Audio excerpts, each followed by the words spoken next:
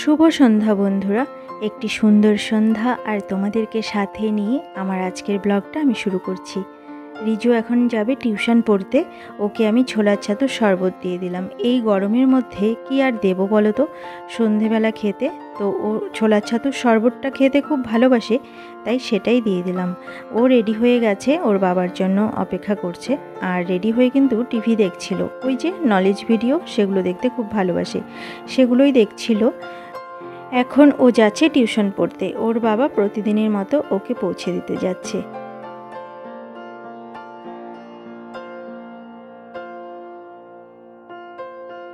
রিজু চলে গেল টিউশন পড়তে আর আমি চলে এলাম ঘরে। এখন চা করব, ততক্ষণে রিজুর বাবা ওকে পৌঁছে দিয়ে চলে আসবে বাড়িতে।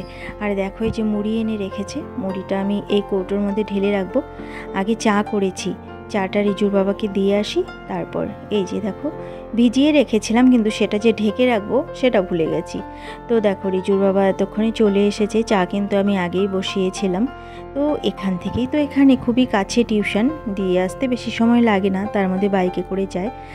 আর আমি দেখো মুড়ির বাটিটা চায়ের কাপের ওপরে এমনভাবে বসিয়ে এনেছি, সেই নারায়ণ যেমন নারদকে পরীক্ষা নিয়েছিলেন, ভক্তির পরীক্ষা যেভাবে নিয়েছিলেন তেলের বাটি দিয়ে, সেই রকম অবস্থা হয়েছে। যাই হোক, চলে এলাম এই ঘরে। এই যে আমার চা, আমি চাটা খেয়ে নিলাম আগে, এখন আমি মুড়িটা ঢেলে রাখবো কৌটোর মধ্যে। কৌটোতে মুড়ি ঢালা আমার অনেকক্ষণ আগেই হয়ে গেছে, তার মাঝখানে 1 ঘন্টা টাইম প্রায় কেটে গেছে। এখন বানাচ্ছি লস্যি। রিজুর গানের দিদিমণি এসেছেন, তাকে দেব, আর তার সাথে রিজুর বাবা, তাদেরকে তো দেবই। দেখো লস্যিটা আমি বানিয়ে নিচ্ছি। আর এর মাঝখানে অনেকগুলো কাজ করেছি জানো তো, বাসন মাজতে হয়েছে অনেকগুলো, কারণ আমাকে যে হেল্প করে দিদি, সেই দিদি ছুটি নিয়েছে, তার কাজগুলো এখন আমাকে করতে হচ্ছে। তার কাজগুলো বলা ভুল, কাজগুলো তো আমারই, সে আমাকে হেল্প করে দেয়। তোমাদের সাথে কথা বলতে বলতে দেখো আমার লস্যি বানানোটা হয়ে গেছে। এবার আমি দিদিমণিকে দিয়ে আসবো আর রিজুর বাবাকে দিয়ে আসবো। আর রিজুর জন্য এখানে রাখা থাকলো, ও গান করে উঠবে, তারপরে ওকে দেবো।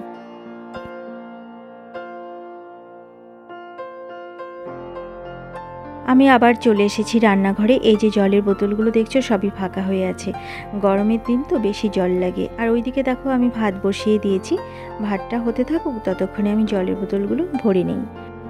এর মধ্যে থেকে কয়েকটা জলের বোতল আমি ফ্রিজে রেখে দেবো, আর কয়েকটা রেখে দেবো বাইরে। এই যে কাচের বোতলটা দেখতে পাচ্ছ, এটা আমি ফ্রিজে রেখে দেবো, এটা বাইরে রাখি না, কারণ ভেঙে যাওয়ার ভয় থাকে। আর ফ্রিজে থাকলে তো রিজু ধরে না, আমরাও কম ধরি, তাহলে ভাঙারও ভয় থাকে না, তাই না?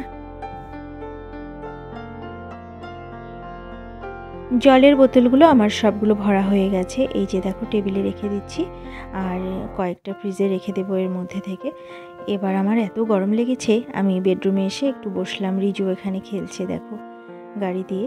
এই গাড়িটা ওর কাকাই এসেছিল, যে দেখেছো তোমরা এর আগের ভিডিওতে, সেই কাকাই এনে দিয়েছে। এবার আমি আবার চলে এলাম রান্নাঘরে, একটু শরীরটা ঠান্ডা হয়েছে, রান্নাঘরে চলে এলাম আবার, কারণ খাওয়া দাওয়া করতে হবে তো। এই যে পাঁপড়গুলো ভেজে নিচ্ছি, সবগুলো পাঁপড়ই আমার ভাজা হয়ে গেছে। মোবাইলটা দিয়ে রিজু পড়ছিল, যার জন্য আমি ভিডিও করতে পারিনি। তো শেষের এই পাঁপড়টুকু ভেজেই তোমাদেরকে দেখালাম। এই দেখো সবগুলো ভেজে তুলে রেখেছি। এগুলো ঠান্ডা হয়ে গেলে না কৌটোতে ভরে রাখবো, তাহলে খাওয়ার আগে আর ভেজে নিতে হয় না। কৌটোতে ভরা থাকলে সেখান থেকে নিয়েই খাওয়া যায়। খাওয়ার টেবিলে কৌটোটা রেখে দিই আমি। আর দেখো এই যে এই কাগজের প্লেটগুলো ধুয়ে রেখেছি, এগুলোর মধ্যেই ভাত খাবো এখন।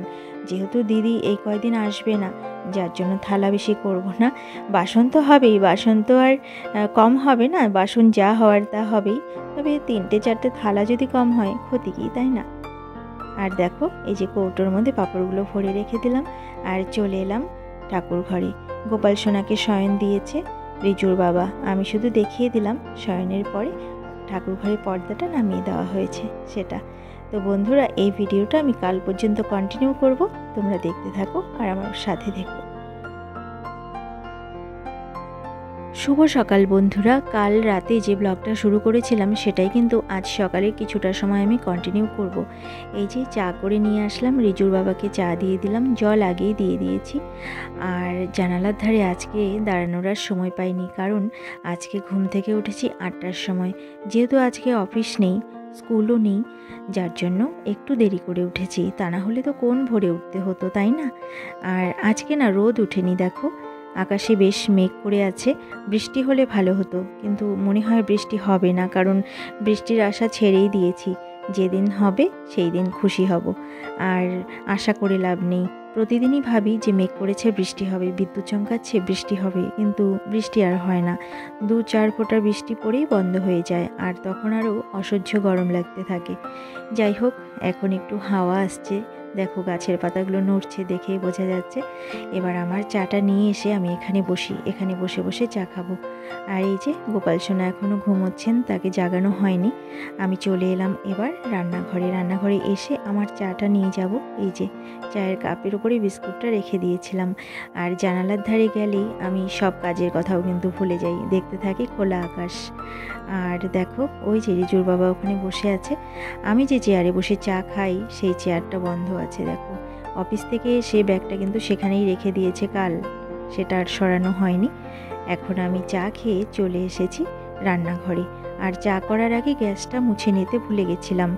তাড়াতাড়ি ঘুম থেকে উঠি, সেখানে এত দেরি করে ঘুম থেকে উঠেছি, তো মনে হচ্ছিল যেন কাজগুলো আর কমপ্লিট করতে পারবো না, আর এত দেরি হয়ে গেল যেন কেমন লাগে। আসলে যারা দেখবে ঘুম থেকে ভোরবেলা ওঠে না, তারা একটু বেলা করে উঠলেই কেমন যেন লাগতে থাকে। আমার তো লাগে, খুবই অস্বস্তি লাগে যে কাজগুলো এখনও শেষ হলো না, কাজগুলো করতে পারবো কখন, রান্নার দেরি হয়ে গেল, এই একটা মনে হতে থাকে সব সময়। যাই হোক, দেখো এই যে ডালগুলো ভিজিয়ে রেখেছি ডালের বড়া করব বলে। আজকে খাবো পান্তা ভাত, যার জন্য সকালের রান্নার তাড়া একটু কম। এই যে ডাল বসিয়ে দিয়েছি, আর একদিকে আলু সিদ্ধ করতে দিয়েছি, এটা দিয়ে আলু চোখা বানাবো।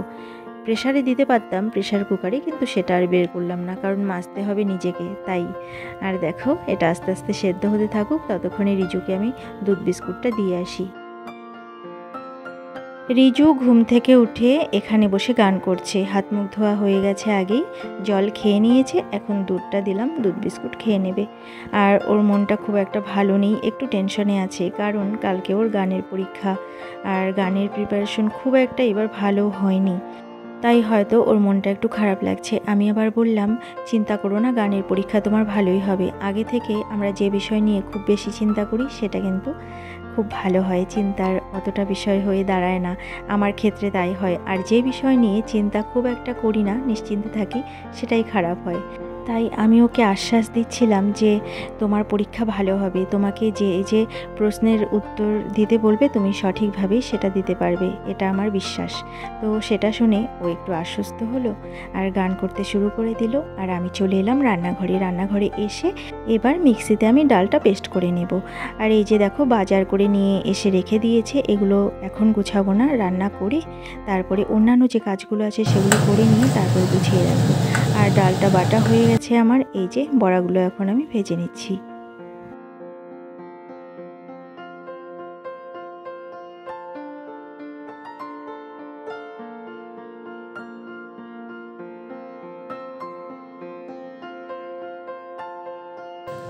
এখন আমি করব ডিমের অমলেট। এর আগে 2 দিন পান্তা ভাত খেয়েছিলাম, কিন্তু ডিমের অমলেট করা হয়নি, ভুলে গেছিলাম ডিমের অমলেটের কথা। তো আমার ছোটদি আমাকে বলছিল যে ডিমের অমলেট দিয়ে খেতে পারতিস, ডিমের অমলেট দিয়ে খেতে খুব ভালো লাগে।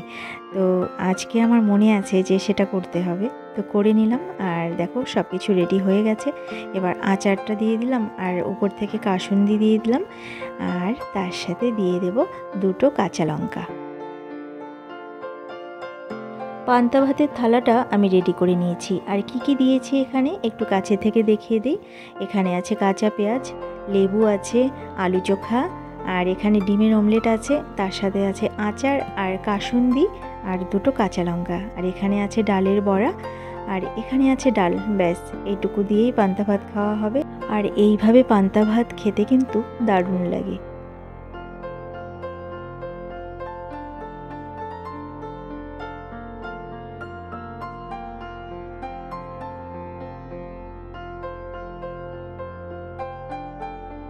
আমি এবার চলে এলাম এই দিকে। এই যে রিজু এখানে বসে টিভি দেখছে, ও একটু পরে স্নান করে পড়তে বসবে। আর বিছানাটা না ভালো করে গুছানো হয়নি, কোনো রকম রিজুর বাবা এটুকু পরিষ্কার করে রেখেছে। আমি এবার ভালো করে গুছিয়ে নেব আর ঘরগুলো পরিষ্কার করে ঝাড় দেব আর মুছতে হবে ঘর। কালকে ঘর মোছা হয়নি, তো আজকে ভেবেছি ঘরটা একটু মুছে নেব। এইদিকে গান করেছে, হারমোনিয়ামও নামানো আছে, সেগুলোও গুছাতে হবে। আর চলো আগে বারান্দায় যাই, কারণ একটু খোলা হাওয়া গায়ে না লাগলে ভালো লাগে না। আর এইদিকে যে তুলসী গাছগুলো আছে সেগুলো কিন্তু বেশ বড় হয়ে গেছে, দেখো অনেক বড় বড় পাতা হয়েছে। এই গাছগুলো থেকে পাতা তুলে দিয়েছিল রিজুর বাবা, গাছগুলো একদম কেমন যেন হয়ে গেছিলো, কিন্তু এখন আবার নতুন পাতা দিয়ে গাছগুলো ভরে গেছে। আর এই যে আমার বেলি ফুলের গাছটা, অনেকগুলো ফুল ফুটেছিল, ফুলগুলো ফুটে প্রায় শেষ হয়ে গেছে। এখন আবার নতুন পাতা বেরোচ্ছে, মানে ডগা ডালপালা এগুলো বেরোচ্ছে, তো সেগুলোর মধ্যে আবার কুড়ি আসছে। আমি আবার কি করলাম, সেই যে ফুলগুলো ফোটা শেষ হয়ে গেছে সেই ফুলের বোটাগুলো সব ছিঁড়ে দিলাম, তাতে করে সেখান থেকে নাকি নতুন আবার কুশি বেরোবে আর আরও ফুল ফুটতে শুরু করবে। আমার দিদি আমাকে তাই বলেছিল, আমিও তাই ওর কথা মতো সেই কাজটাই করলাম।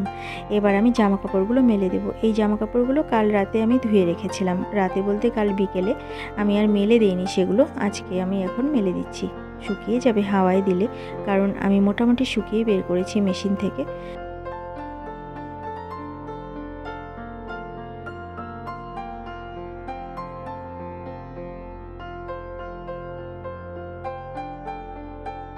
জামা কাপড়গুলো আমার মেলে দেওয়া হয়ে গেছে, আর কিছু জামা কাপড় রয়ে গেছে যেগুলো সাদা, সেগুলোতে তো নীল দিতে হবে। নীল দিয়ে আমি ওই দিকের বারান্দায় মেলে দেবো, কারণ ওই দিকের বারান্দায় একদম রোদ পড়ে না। আর নীল দিয়ে জামা কাপড় রোদে মেললে না ওই অর্ধেক নীলচে হয়ে থাকে আর অর্ধেক সাদা হয়ে যায়, যার জন্য আমি ওই বারান্দায় মেলার চেষ্টা করি বেশিরভাগ। আর এবার আমি ঘরটা ঝাড় দিয়ে নিচ্ছি। সকালে দিয়েছিলাম ঝাড়, কিন্তু দুপুরে তো আরেকবার না দিলে হয় না, তাই না? আর সব ঘরই ঝাড় দিয়েছি, রান্নাঘরটা বাদ দিয়ে। সেখানে না সবজিগুলো যে রাখা ছিল সেই সবজিগুলো সেভাবেই নামানো আছে, সেগুলো আমি স্নানের পরে সেগুলোকে পরিষ্কার করে তারপর ফ্রিজে তুলে রাখবো। তাই আমি রান্নাঘরটা তখনই ঝাড় দিয়ে নেব, এখন আর দিলাম না।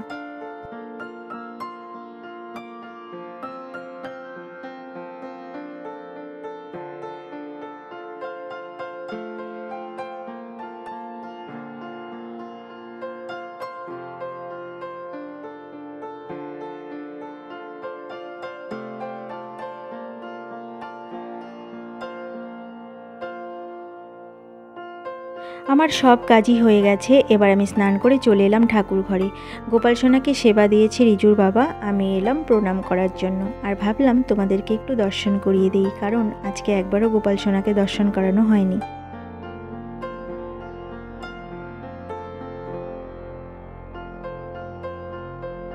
ঠাকুর ঘর থেকে আমি চলে এলাম এই দিকে পাখিদেরকে খেতে দিতে। আর বন্ধুরা, আজকের ব্লগটা আমি এখানেই শেষ করছি। আবার অন্য কোনো দিন অন্য কোনো নতুন ব্লগ নিয়ে তোমাদের সামনে হাজির হয়ে যাব। ততক্ষণের জন্য তোমরা ভালো থেকো, সুস্থ থেকো আর হাসি খুশি থেকো। আমার এই ব্লগটা যদি তোমাদের ভালো লেগে থাকে তাহলে একটা লাইক করে দিও। আজকের মতো এখানেই আসছি, ভালো থেকো তোমরা সবাই।